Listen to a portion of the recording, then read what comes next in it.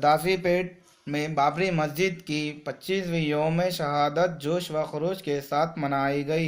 बाद नमाज ज़ोहर मस्जिद सराय से तहसीलदार ऑफिस तक शानदार रैली का एहतमाम किया गया। इस रैली में मुसलमाना सदासीपेट की कसीर तादाद मौजूद थी।